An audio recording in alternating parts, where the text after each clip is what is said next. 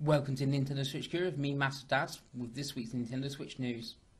First bit of news, a few weeks ago I mentioned there was a leak of a pattern of a bunch of Smash Bros amiibos, 4 of them. We knew that Bayonetta was coming, Cloud was coming, and Corrin was coming, male Corrin figure, but no word on the 4th one.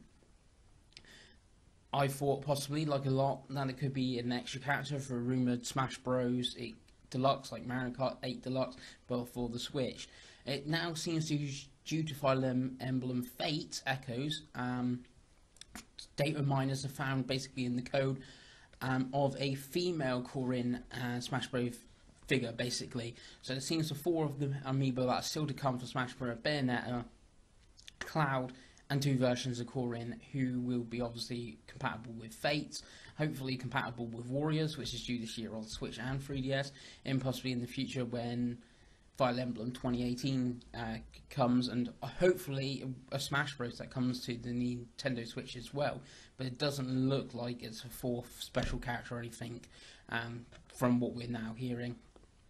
On things we sort of hearing, more talk from Blizzard. They talked not that long ago, I think it was maybe last week or the week before, about Overwatch and Nintendo Switch. Now they're talking about Hearthstone. Basically when the Switch is shown, Blizzard even put out a tweet saying, "We see you Nintendo," or "See you Mario," with a picture of like a dwarf from World of Warcraft. There's talk of Hearthstone now coming to consoles, about how it would be difficult to maybe put onto like PS4 and Xbox One due to control schemes and having like menus and stuff, where like on the PC you just click on stuff, and on iPads you touch it. On Switch you could do all the touch based only, like voice, but at the moment there's just, for talks, it looks like it may come. They've not had that much talks about it, and it seems like again it might be one of those community things. If enough of us say to Blizzard, yeah, we want Hearthstone on Nintendo Switch, it may come. It could work really well as a hand-held only game. It may mean other Android and mobile-based games and from iPad come to the system, which obviously would boost the games library, and there's obviously is good ones on there like a Hearthstone on those formats. Something that was supposed to be coming back in March, not that long ago, was Pocket Rumble. It was announced back in the Indie Showcase as a March title, just March. It's not obviously here. No date on the word. It seems from the developers to be saying it's Nintendo's then. This is very much similar to Fast RMX, which has got an update to come with friend lobbies and stuff like that. But they're saying the same, it's down to Nintendo, so Pocket Rumble's coming, that update for Fast RMX is still coming, but when is the question. It obviously seems to be down onto Nintendo's part. On other games that are coming, so you got obviously the K stories coming. We kind of knew this was coming due to a leaked picture from Nicalis or something like that they're called, who also did, I can't remember what they're, Binding of Isaac. There seems to be a physical edition coming, that's coming in June. Again, it seems to be US only, but Binding of Isaac's coming to Europe, but no date on who's stocking it. Yeah, but physical version is coming.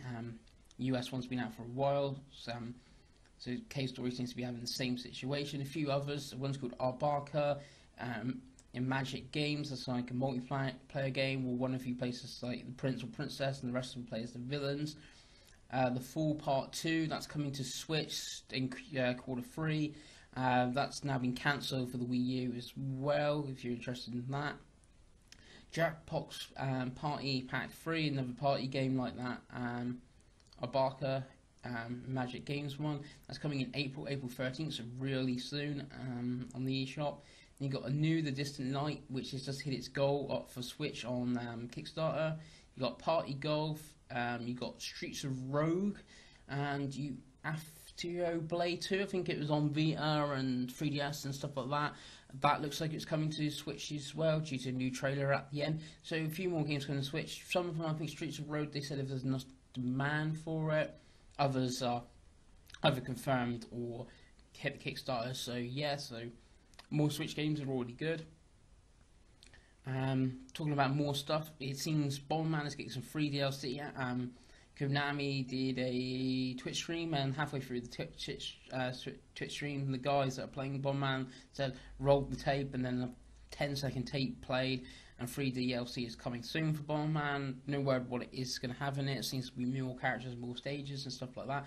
That's really good. And the last bit of news is M2 are handling the Secret of Mana collection, and from the picture you see on screen, it's not Secret of Mana, it's the Sega 3D Classics. They handled all the 3D Classics for the Nintendo 3DS, so they are worked with Nintendo systems before, and the 3D Classics are really good for the 3DS. They're top notch, so that gives great hope that the Secret of Mana collection will be really good as well. And when that comes out in Japan, hopefully we do get a Western release of that, even if it's just US only, imported in Europe in English, or there's an English option in Japanese release, but that should be really good.